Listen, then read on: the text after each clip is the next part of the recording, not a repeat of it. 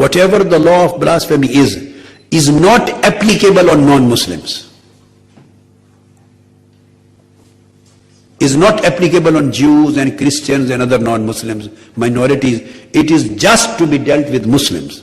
मैं स्टैंस ये ले रहा था और यही कानून बनवाया। मेरा पॉइंट ऑफ व्यू ये था कि जो भी गुस्ताखी रसूल का मुर्तकिब हो, मुसलमान हो या गैर मुस्लिम, मर्द हो या औरत, मुसलमान हो, यहूदी हो, ईसाई हो, हिंदू हो, कोई हो, या मर्द हो या औरत हो, जो गुस्ताखी रसूल का मुर्तकिब हो उसकी सजा कत्ल है। To explain the situation, the Danish Integration Ministry and the minister, have been totally receiving wrong information. They should try to correct their source of information. The fact is, I'm not saying for sake of the conference, the fact is that I was never a consultant or advisor to General Zia-ul Haq, the president who made the law of blasphemy in 80s. I had never been a member of his cabinet. I was never a member of the parliament in his days. He invited me, offered me to be federal minister for 3 times. I refused, and I never joined his dictatorial rule. And the way he was formulating the Sharia law, I was totally against it. So you are against the blasphemy law? Number 2, finally, when this law was made, President Zia-ul Haq never consulted me.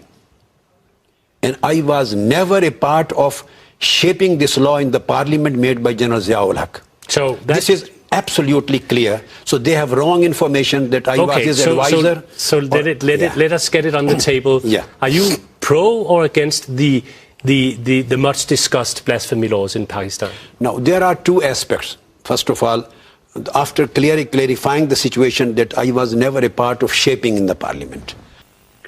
तो मैं इसलिए तादीस नेमत के तौर पे बताना चाहता हूं कि यह कानून तहफ़्फ़ुज़ हुर्मत रिसालत का, नामूस रिसालत का 295C, ये जो कानून बना इस मुल्क में, मैं रिकॉर्ड पर लाना चाहता हूं कि ये किसकी कोशिश से बना था। ये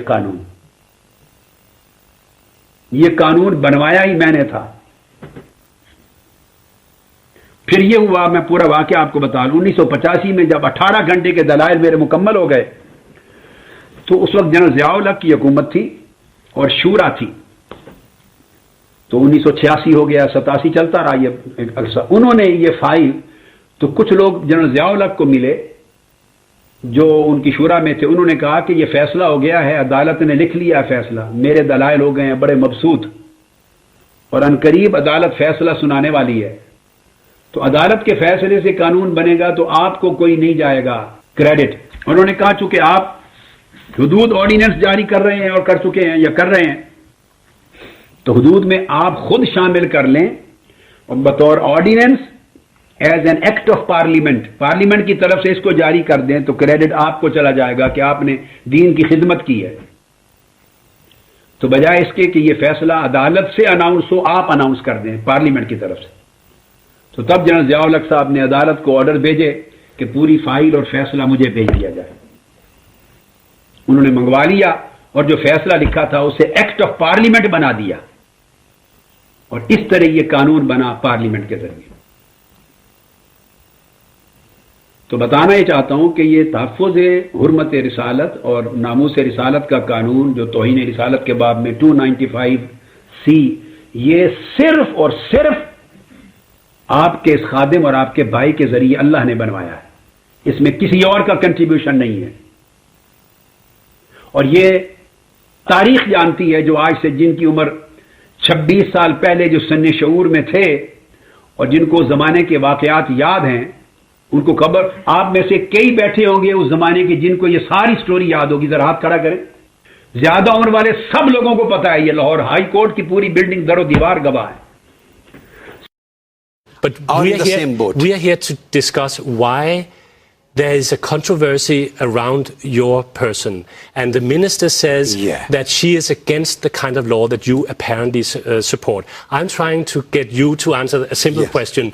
Do you support that kind of law, whether it's biblical, Judaic or Islamic? Or Christian or Islamic. Whatever. Yes. My answer to that most of the world, by the way, Yes. has done away with that. But- I mean, but the Christians don't do that anymore. Yes. I differ with the procedural and administrative, all procedural law of this matter. I have many reservations. I have difference of opinion. हुर्मत रसूल की अजमत के लिए, नामूस रसूल के लिए, ताकि गुस्ताखी के सारे रास्ते और सब इम्कानात बंद हो जाएं। मुस्लिम व काफिर, औरत और मर्द, और तौबा करने वाला और गैर ताइब, सब के लिए जिसने हुजूर की गुस्ताखी की वो बेईमान कत्ल हो जाए और कुत्ते की तरह जहन्नुम में रसीद कर दिया जाए जो गुस्ताख रसूल है। मैं सारे रास्ते इस्तिस्ना के बंद करना चाहता था।